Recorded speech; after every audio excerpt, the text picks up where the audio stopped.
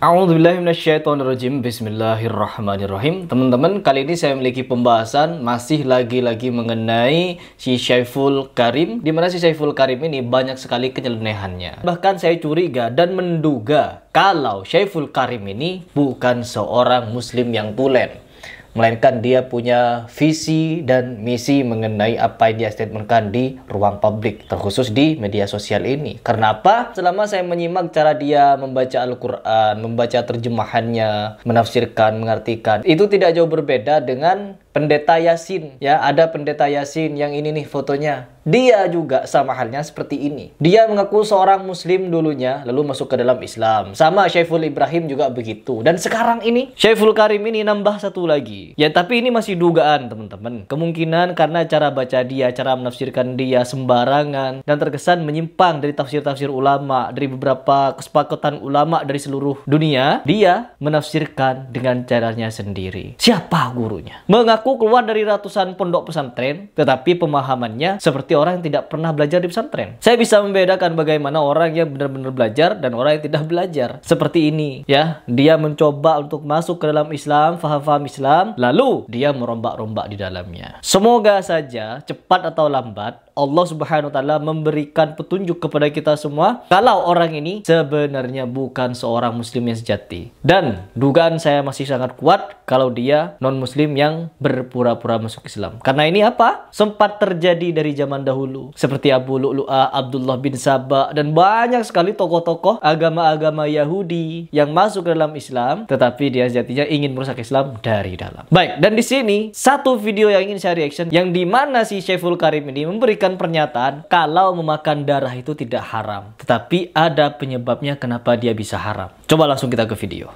Lah kalau darah haram berarti tubuhmu haram. Isinya apa? Darah. Darah semua. Daging, darah. Allah. Daging ayam, darah. Daging ikan, darah. Haram semua dong. Bukankah Allah. daging itu kumpulan pembuluh darah? Bukankah daging itu kumpulan dari darah? Darah itu juga terbentuk dari makanan, Bapak. Darah itu cuma pengantar oksigen. Darah itu pengantar nutrisi kepada seluruh tubuh. Kalau tidak ada darah, maka otomatis kita tidak akan bisa hidup. Kurang darah saja kita keliangan, Bapak. Apalagi tidak ada darahnya. Karena apa? Kata si Bapak ini, si Bapak Karim ini, dalam tubuh kita itu ada darah dan daging. Apakah daging itu haram? Daging manusia dimakan haram, Bapak. Bukan cuma darahnya. Ini sangat-sangat jelas kalau orang ini ingin memperselisihi Al-Quran. Al-Quran mengatakan demikian, dia mengatakan demikian. Pokoknya segala suatu hukum-hukum nanti akan banyak dia mengkoreksi Al-Quran, teman-teman. Karena apa? Kelihatan dari gelagatnya sudah. Yang dimana sejatinya orang ini tidak bermaksud untuk mempelajari Al-Quran dengan cara yang benar, tetapi ingin memperselisihi Al-Quran.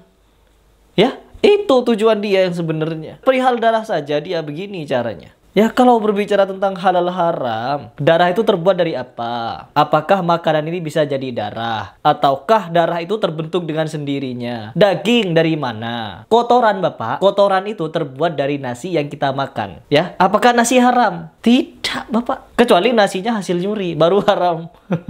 Ya, makan nasi, makan telur, ya, telur protein, itu kemungkinan bagus untuk darah di dalam tubuh kita, membentuk otot. Dan di mana, teman-teman? Apabila nih, kalau saya mau perbandingkan, darah najis, ya kotoran juga najis. Apakah yang membuat sumber dari kotoran ataupun darah itu juga najis? Ini seolah-olah ingin membodoh-bodohi Al-Quran. Ya Allah. Sedangkan dia sendiri yang bodoh dan menunjukkan kebodohannya. Lanjut dulu. Makanya Quran itu dipahami secara kontekstual.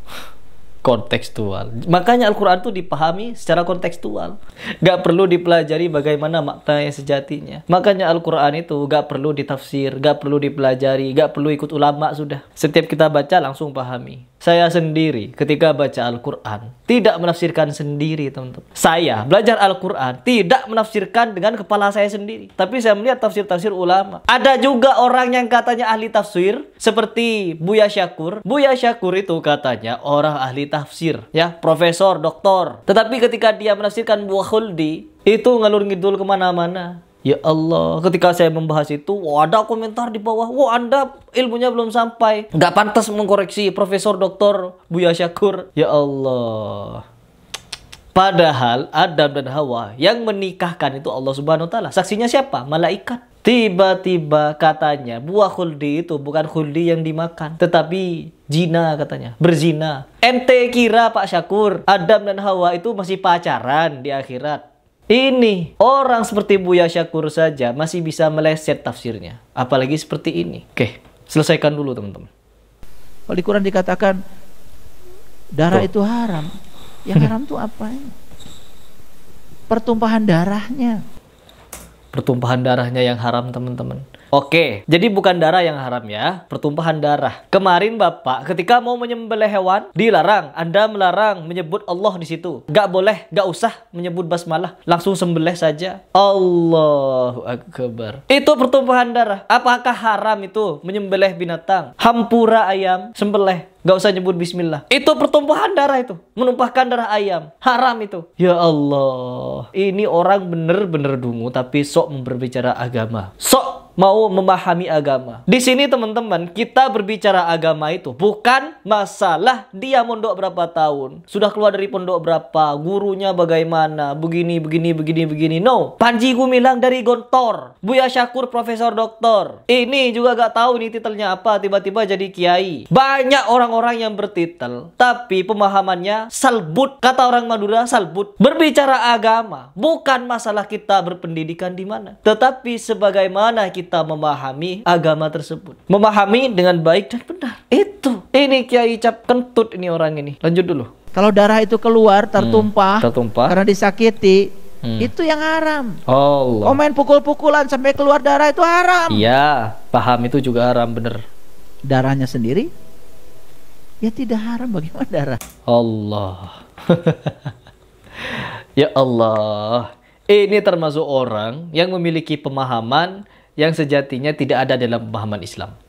Ya, pemahaman yang dia sampaikan sejatinya bukan pemahaman Islam. Daging haram, daging ayam haram kalau kita menyembelihnya tidak minta maaf duluan. Harus minta maaf dulu ke ayam. Terus di video yang lain dia mengatakan kalau perkataan Nabi Muhammad itu gak pakai otak. Dikira ente doang yang punya otak. Nabi Muhammad gak punya otak begitu. Sehingga apa? Al-Quran Anda kritisi, al-hadis Anda bilang gak pakai otak. Menyembelih ayam gak usah pakai bismillah. Dan sekarang darah gak haram. Mau dibawa kemana agama ini? Ini sejatinya wajib bagi siapa? Bagi MUI untuk turun tangan. Jangan sampai nanti ada orang-orang yang bergerak sendiri untuk mengadili orang ini. Diundang dia kemana-mana, gak tahu seberapa banyak dia jemaahnya. Dia pernah berdiri di panggung, berceramah ini begini-begini. Ternyata pemahamannya tolol begini. Saya kadang gedek teman-teman melihat orang-orang yang dungu seperti ini berbicara. Orang ini berusaha untuk menyesatkan pemahaman umat. Dikiranya di Indonesia ini sudah tidak ada lagi asatid. Dikiranya di Indonesia ini sudah tidak ada orang yang kritis terhadap video-video seperti ini. Dikiranya orang di Indonesia itu bodoh semua. Hanya orang awam saja yang mungkin bisa Anda pengaruhi. Tetapi ketika masih ada orang-orang yang bisa berbicara dengan lantang, tegas untuk melawan penyimpangan Anda cepat atau lambat, apabila belum ada gerakan baik dari MUI, Departemen Agama, ormas-ormas yang terkait, yang semisalkan dia mengatakan dirinya amal ma'ruf nahi mungkar, tetapi ada fenomena seperti ini malah diam saja. Ini perlu dipertanyakan nanti ya. Ya, mari kita harus terus ini memviralkan agar apa? Agar orang ini segera tertangkap. Ya, agar segera orang ini diadili. Karena apa? Kalau didiamkan ini bisa berbahaya dan akan semakin liberal nantinya. Kita sebagai orang yang paham, mungkin ini hanya orang bodoh yang berbicara, orang dungu. Tetapi bagaimana dengan orang lain di sana yang masih awam dan ketika mendengar dia pegang mic berbicara, didengarkan lalu ngangguk-ngangguk. Gak jauh berbeda dengan Habaib yang kemarin. Habib katanya, Habib palsu yang bercerita tentang surgahu itu.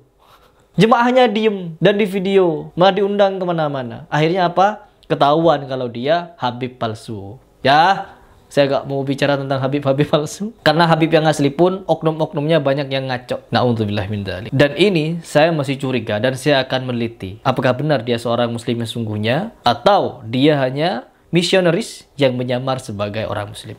Kita akan selidiki ini.